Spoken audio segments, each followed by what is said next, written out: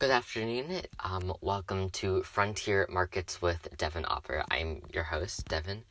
So today we're going to be talking about an economic overview of Morocco and kind of some economic foundations that you need to understand the regional economy of North Africa.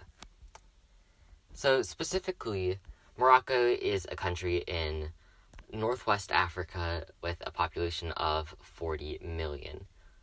Some primary industries in Morocco include textiles, manufacturing, tourism, and more. So Morocco's economy, like many other frontier economies, is very diversified, which is very beneficial.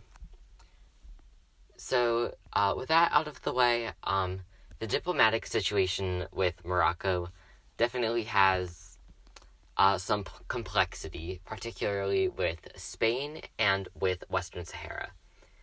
So in terms of Spain, Spain actually has two exclaves on the African continent.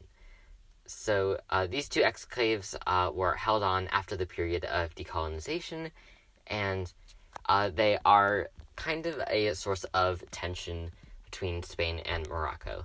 Despite this slight tension, Spain and Morocco's relationship is generally strong, as Morocco has unusually positive ties to the European Union, which helps facilitate financial and infrastructure investment between Spain and Morocco.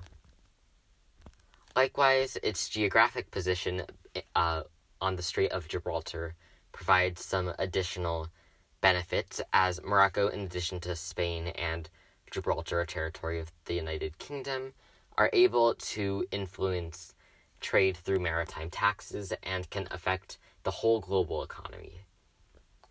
So, the next topic that we are going to be discussing is Western Sahara. So this is a very sparsely populated region that is disputed between Morocco and what is called the Polisario Front, which is kind of like an independence movement for Western Sahara.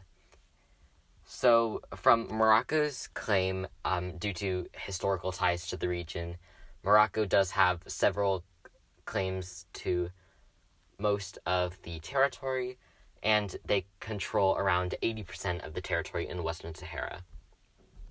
Despite this current political tension, the actual economic challenges or opportunities that come through this geopolitical dispute are pretty ambiguous due to the lack of many economic activities within the Western Sahara just because of its geography.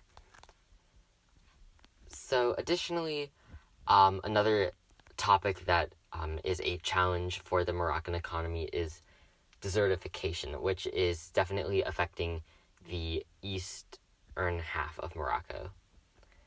Despite the increase in desertification over the last few decades, Moroccan public policy has stayed very strong, and so hopefully that desertification can be mitigated through infrastructure reforms and increased attention to environmental spending and increased regulations for the environment will definitely benefit Morocco in the long run. Likewise, many of Morocco's largest cities, including Casablanca, are located on the coast of Morocco along the Atlantic Ocean, and so the downside of that is definitely due to rising sea levels. So increased public transportation systems and strong public policy measures to help mitigate the effects of sea level rise will be very, very important over the next few decades.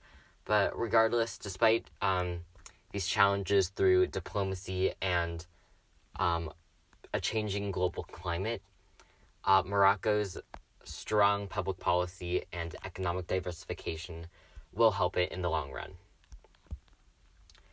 So, in conclusion, understanding the complexity of Morocco's geopolitical and economic situation is very important, because policymakers and analysts can use this information to promote policy measures and promote public investment that can benefit the whole country. And having this information will help policymakers and activists bring public awareness to both the challenges and the opportunities that are facing the Moroccan economy. So I hope you all enjoyed this episode, and so next time we will be discussing Romania and the effects of population decline in frontier markets.